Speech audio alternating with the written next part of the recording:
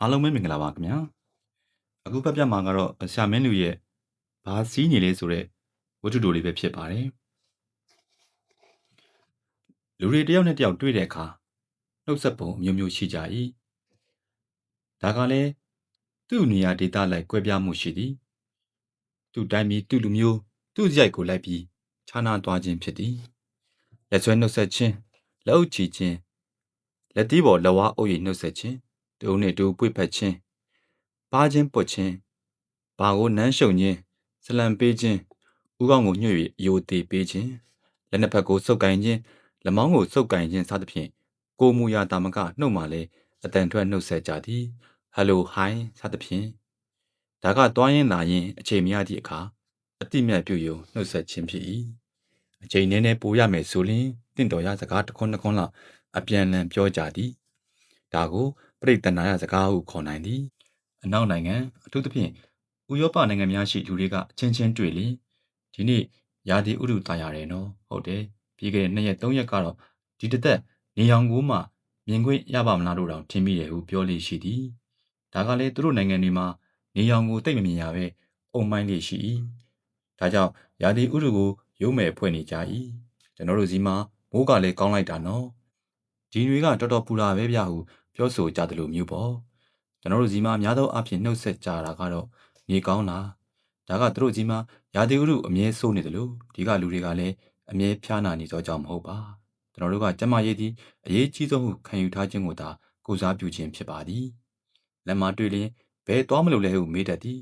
တခါတလေစားပြီးပြီလားဟုမေးသည်ကြောင်းသွားမလို့လားဈေးကပြန်လာလားစသဖြင့်အခြေအနေကိုလိုက်ပြီးမေးရမျိုးလည်းရှိသည်အခုနောက်ပိုင်းမှာတော့နှုတ်ဆက်စကားပုံအသစ်တွေထပ်ပေါ်လာသည်ပညာရှင်အချင်းချင်းတွေ့တဲ့အခါမှာတော့ဘာတွေ့ထားသေးလဲဟုသောစကားကိုသုံးသည်တအုံးနဲ့တို့အလွယ်တကူရင်းနှီးကျွမ်းဝင်မှုအစဉ်ပြေဆုံးနှုတ်ဆက်စကားလိုဖြစ်နေလေသည်ကားဝယ်စီးနိုင်သောအလေလက်အလွာတွေကလူတွေကတော့တစ်မျိုးဖြစ်၏အခုချိန်မှာကားဝယ်စီးခြင်းသည်တွာလာရေးအစဉ်ပြေလိုသောလိုအပ်ချက်ကြောင့်ဒါမှမဟုတ်လူကုန်တန်းဖြစ်ဂုံရှိဖို့အတွက်ကြီးမဟုတ်တော့စီးပွားရေးသဘောတွေပါလာသည်ငွေပိုငွေရှန်ကလေးရှိလျင်ကားလေးတစ်စီးဝယ်ထားလိုက်တာဘန်တိုးတက်ပိုကိုက်သည်ဟုယူဆကြသည်ကားဝယ်စီးလျင်စီးလဲစီးရသည်လူအထင်ကြီးလဲခံရသည်လိုအပ်လျင်ငွေဖော်ဖို့လွယ်သည်လုတ်တက်ကင်တဲ့လျင်အမျက်စွန်းလဲရှိသည်အမျက်ခုံကိုပုတ်ခါတိကာရှောင်တိန်နိုင်သည်အလွယ်ကူဆုံးစီးပွားရေးလုပ်ငန်းတစ်ခုလိုဖြစ်နေ၏အခြားလုပ်ငန်းတွေလိုလည်းကရိကထမများစည်ရင်းစရာတွေလည်းမလိုလက်ရှိလုပ်နေသောလုပ်ငန်းကိုလည်းနှောက်ယှက်မဖြစ်ထို့ကြောင့်ငွေကလေးရှိလျင်ကားဝယ်တတ်တာခေတ်စားလာသည်ဟိုရင်ကဆိုလျင်ကားဝယ်စီးနိုင်သောလူဒန်းစားကိုထက်တန်းလွှာဟုခေါ်ကြသည်အခုလူလက်တန်းစားတွေလည်းကားဝယ်စီးနေပြီအရင်ကကားတစ်စီးဝယ်ပြီးလျင်နှစ်ပေါင်းများစွာကြာအောင်စီးသည်ကိုကားကိုတလက်ကင်အဖြစ်ဂုဏ်ယူကြသည်တယောက်ယောက်ကိုညွှန်းကျင်လျင်မီဖီးရကားအနီလေးနဲ့တောင်းလာတတ်တဲ့ကောင်မလေးလေမာစီတီးရှိရဲ့အိမ်ကဘယ်နားမှာလဲဆိုတာမျိုးလူနှစ်ကားကိုထပ်တူပြကြသည်ခုနောက်ပိုင်းကျတော့ကားတစ်စီးကိုကြာမစီးကြတော့ညက်လင်းပြန်ရောင်းနောက်တစ်စီးဝယ်ဈေးကြိုက်လင်းပြန်ထုတ်ကားထဲလဲစီးသလိုလဲဖြစ်အမျက်လဲရထိုကားလူတစ်ယောက်ကိုသူစီးနေကြကားနဲ့တွဲပြီးမှတ်လို့မရတော့ဒီနေ့ပစ်ကပ်ကားစီးပေမဲ့နောက်လာကြတော့စလွန်ကားဖြစ်ချင်ဖြစ်နေတတ်သည်နောက်3-4လအကြာမှာဗန်ကားပေါ်တွေ့ချင်တွေ့ရသည်ဒီတော့သူတို့လိုလူချင်းချင်းတွေ့ကြသည့်အခါနှုတ်ဆက်စကားကဘာစီးနေလဲခု၍ဖြစ်လေ၏ထိုကားမေးခံရသူက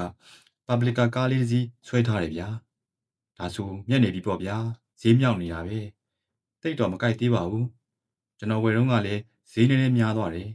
ဒါနဲ့ခမရဲ့ဖင်ထောင်လေးရော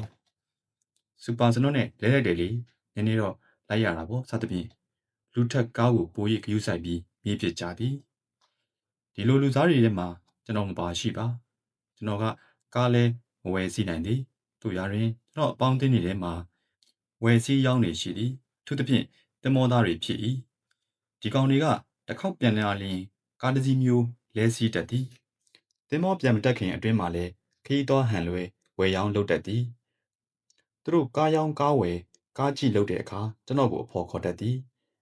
ကျွန်တော်ကလည်းစာရေးဆရာတယောက်အနေဖြင့်ဘုသူတရှိထားဖို့လိုသဖြင့်လိလာရေးကွင်းစင်သည့်သဘောထားပြီးလိုက်သွားလေရှိသည်ဒီလိုနှင့် ကားဝယ်ရောင်းတချို့ကားပွဲစားတချို့နဲ့ခင်မင်တီချမ်းခွင့်ရသည်တငယ်ချင်းတွေကကားတစ်စီးကိုကြည့်ပြီးလျင်ဟဲ့ကောင်ဘလို့လဲမင်းကြိုက်လားဟုမေးတတ်သည်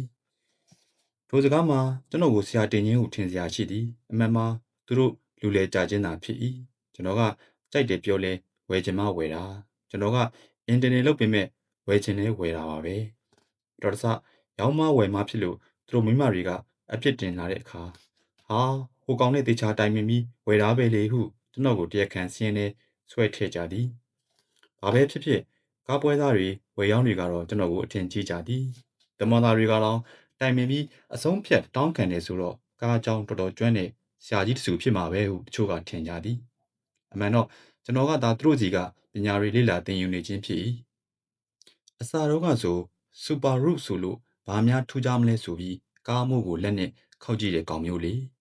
သူတို့ကတော့ဒီပုဂ္ဂိုလ်ဟာတင်မောသားတွေရဲ့ဆရာပဲဆိုပြီးတခါတလေရောင်းမိကား၏အသာချက်များအကြောင်းရှင်းပြရမှာတကယ်ဝဲမိကောင်းကိုကြော်ပြီးကျွန်တော်ကိုအဓိကရှင်းပြနေတာမျိုးတောင်ကြုံရသည်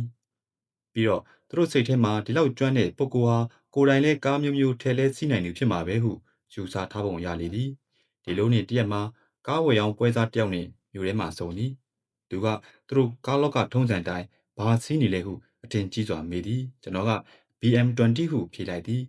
သူအုံနောက်စားသွားသည်ကားလောကမှာညောက်ကောင်းဖင်ခောက်ဘောင်ပြောက်စသဖြင့်တချို့ကြတော့ကား၏မျိုးကွဲအမည်ကိုဖြစ်စေဝိသေသကိုဖြစ်စေခေါ်ကြသည် limited Jitorin ED SR2 MAT2 စသဖြင့်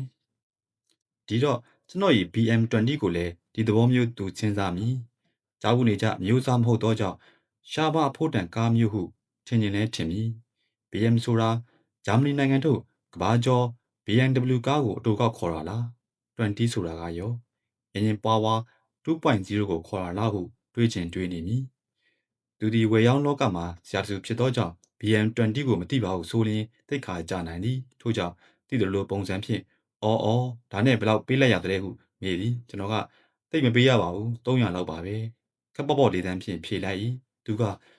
ဈေးကတော့တိတ်မသေးလာဘူးနော်ဟုပခုံးတွင်ပြောပြီးနောက်ကြုံမှစီးကြည့်အောင်မယ်ဗျာဟုပြောသည်သူသည်ပလက်ဖောင်းပေါ်ရထားသောကားပေါ်သို့ပုံစံဆန်းဆန်းကားများရှိနေမလားဟုမျက်လုံးကစားပြီးဝှေ့ကြည့်သွားသေးသည်ကျွန်တော်ပြုံးလိုက်မိ၏ကျွန်တော်ပြောသည့် BM20 ဆိုဒီမှာသူထင်တယ်လို့မော်တော်ကားမဟုတ်300ကျပ်နှင့်ကျွန်တော်ဝယ်ထားသောမိုးရင်းစီရာဘာဖက်နှက်ပင်ဖြစ်လေ၏ဝယ်သူစိတ်ကြိုက်ကြနေ18 9လ